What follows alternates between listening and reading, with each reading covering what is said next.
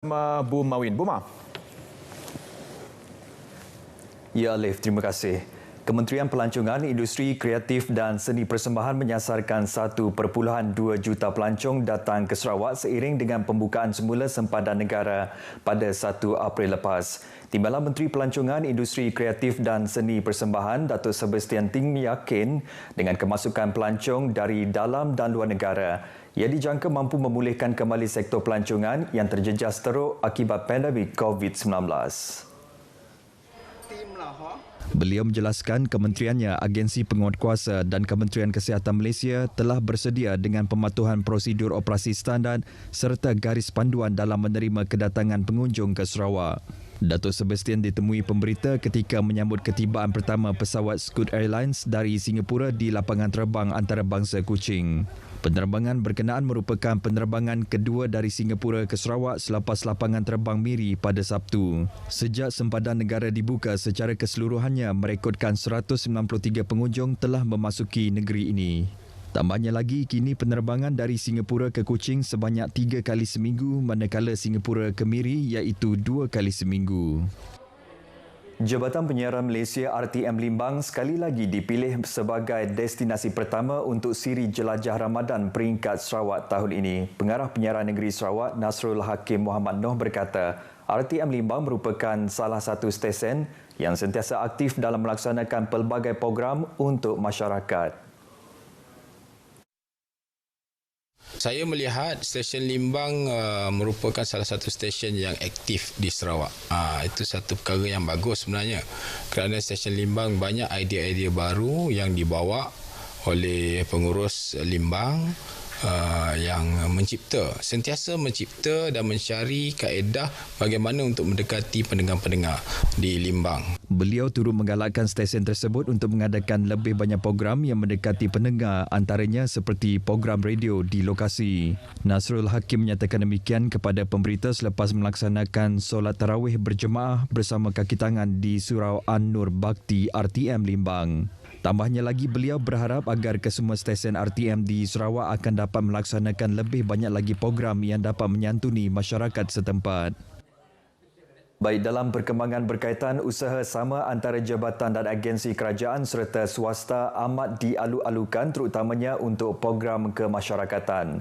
Timbalan Menteri Pembangunan Wanita, Kanak-kanak dan Kesejahteraan Komuniti, Datuk Rozi Yunus berkata, untuk menyantuni golongan memerlukan, kerjasama dan pembabitan semua pihak amat diperlukan.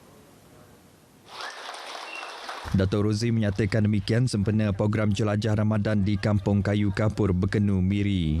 Pada program itu, beliau juga menyampaikan penghargaan kepada Radio Televisyen Malaysia RTM atas usaha dan keprihatinan mereka dalam mengadakan Jelajah Ramadan setiap tahun bagi menyantuni mereka yang kurang bernasib baik.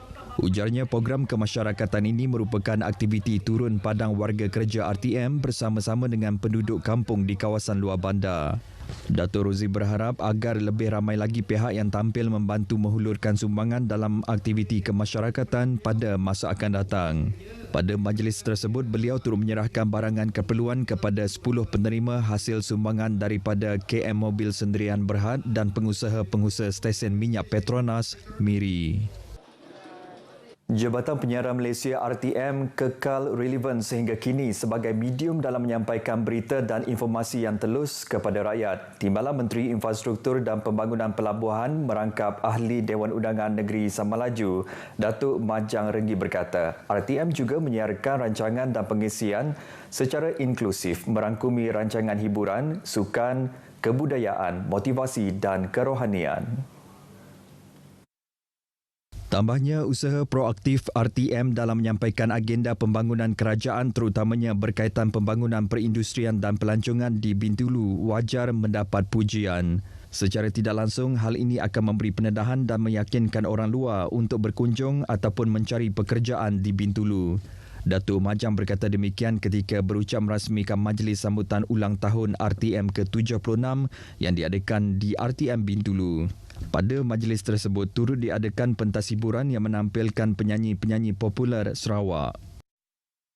Persatuan Cina Muslim Malaysia Makma Cawangan Sarawak sedia menyantuni dan menghulurkan sumbangan kepada golongan sasar terutamanya sepanjang bulan Ramadan selain persiapan Hari Raya Aidilfitri. Pengerusinya Muhammad Tony Ong Abdullah berkata, amalan itu bagi memastikan setiap insan yang kurang bernasib baik tidak tercicir.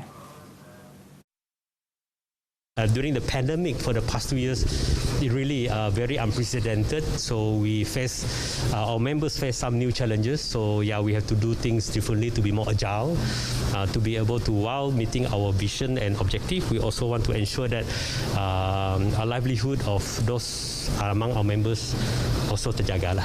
Ujarnya selain memberi bantuan dari segi barangan keperluan asas, pihaknya turut mengutamakan keperluan pelajar dan anak-anak ahlinya dengan menyumbang tablet untuk memudahkan proses pembelajaran dan pengajaran di rumah.